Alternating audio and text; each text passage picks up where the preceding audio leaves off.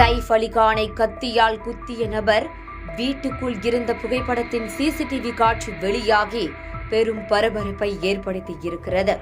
மேற்கு பந்தராவில் இருக்கும் சைஃப் அலிகான் வீட்டுக்குள் அந்த நபர் எவ்வளவு நேரம் இருந்தார், எவ்வளவு பணம் கேட்டு மிரட்டினார் உள்ளிட்ட தகவல்கள் வெளியாகி இருக்கிறது.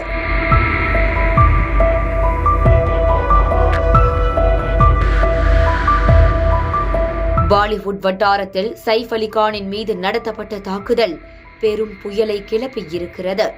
லாரன்ஸ் பிஷ்னாய் கும்பல் சல்மான் கானை மிரட்டியது, ஷாருக் கானுக்கு வந்த டெலிபோன் மிரட்டல், இப்போது சைஃப் அலிகான் மீது நிகழ்த்தப்பட்டிருக்கும் கொலைவெறி தாக்குதல் என தொடர் தாக்குதலால் பாலிவுட் கதி கலங்கி போயிருக்கிறது. சைஃப் அலிகானின் 4 வயது மகனான ஜஹாங்கீரை எலியம்மா பிலிப் என்பவர்தான் கவனித்து வருகிறார். 56 வயதான எலியம்மா பிலிப்பின் எஃப்ஐஆரில் இருந்து பல்வேறு தகவல்களை நம்மால் அறிய முடிகிறது.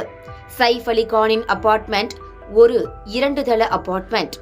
அந்த அபார்ட்மெண்டின் 11வது 12வது தளத்தில் சைஃப் அலிகான் கரீனா கபூருடன் தங்கி வருகிறார். 11வது தளத்தில் 3 அறைகள் உள்ளன. இதில் ஒரு அறையில் சைஃப் அலிகான், கரீனா கபூர் தங்கி இருக்கிறார்கள்.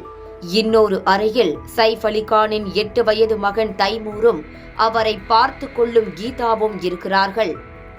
3ஆம் அறையில் 4 வயது மகனான ஜஹாங்கீர் இருக்கிறார்.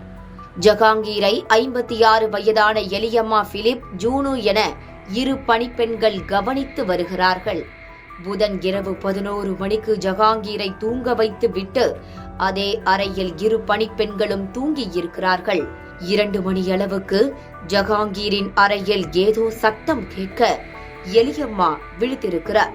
அறை திறக்கப்பட்டு பாத்ரூம் விளக்கு ஸ்விட்ச் ஆன் செய்யப்பட்டு இருக்க கரீனா கபூர் தான் குழந்தையை கவனிக்க வந்துள்ளதாக எண்ணி இருக்கிறார் எலியம்மா.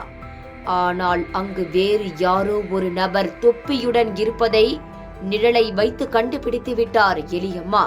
பாத்ரூமில் இருந்து வெளியே வந்து ஜஹாங்கீரின் கட்டில் நோக்கி அந்த நபர் நகர்ந்திருக்கிறார்.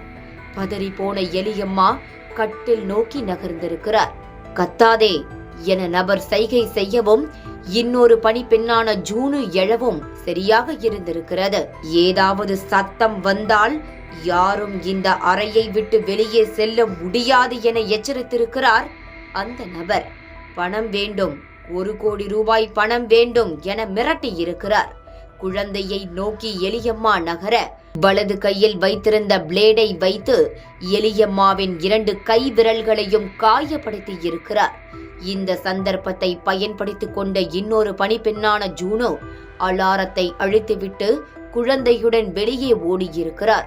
சத்தம் கேட்ட சைஃப் அலிகான் ஜஹாங்கீர் அறைக்கு ஓடி வந்திருக்கிறார்.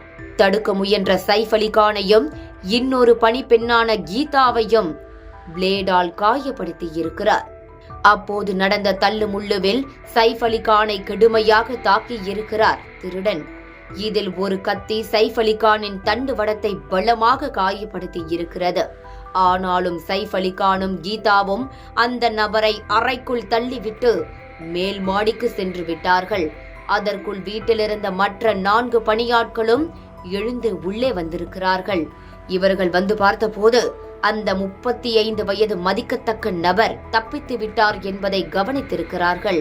அந்த நபர் கருப்பு நிறை உடை அணிந்திருந்தார் என எஃப்ஐஆர் குறிப்பில் தெரிவிக்கப்பட்டிருக்கிறது. தற்போது அந்த நபர் கைது செய்யப்பட்டிருப்பதாக தகவல் வெளியாகி இருக்கிறது.